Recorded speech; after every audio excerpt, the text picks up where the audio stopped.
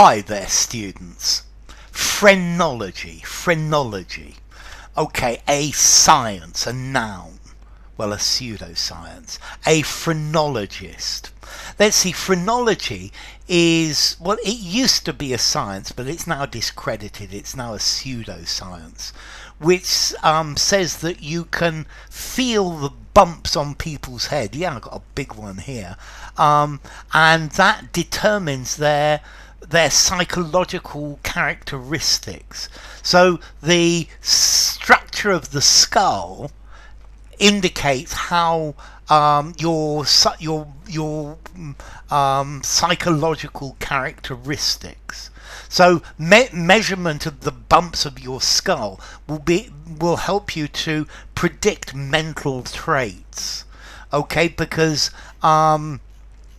there are they used to think that the brain was full of muscles, and these muscles, if you used them, then you would have a bump in that place because you used it, and like that you could tell the mental faculties of different people. I think this was probably started by a Swiss pastor, Johann Caspar Lavater, or Franz Joseph Gall, a German physician. This phrenology is from the later part of the 18th century and the beginning of the 19th century up until about the 1940s. And phrenology was they used it to argue about racism, that different races had different types of skull, and therefore some were superior and some were inferior. They used phrenology for gender stereotyping as well, saying that women with certain heads were better or worse at certain things. They tried to use this phrenology for criminology, to work out who was going to be a criminal and how to stop criminal tendencies. Also in education as well. But, well, phrenology is not true. If you've seen these busts of a head with different, normally made out of white porcelain, and they're different characteristics written in different parts of the head. This is from a phrenologist's head.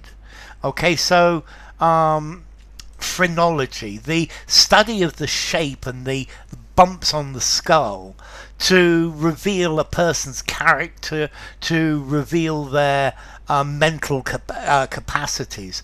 So you'd have a phrenologist who would give you an opinion, phrenologically speaking. Okay, but phrenology, this is something that's been discarded.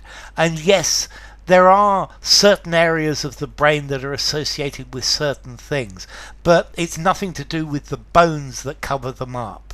Yeah, so it's a study from the past. He was interested in measuring intelligence by using phrenology. Yeah, the shape and size of your skull as an indicator of your character, of your mental abilities, using it to determine character.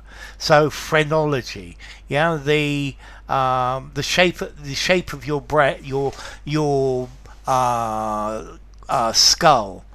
I'm sure the shape of your skull has something to do with the shape of your brain, but I'm not sure how the two are linked. So, well, this is a pseudoscience, an ancient science, which is no longer valid. Did you know that apparently Queen Victoria had her own personal phrenologist?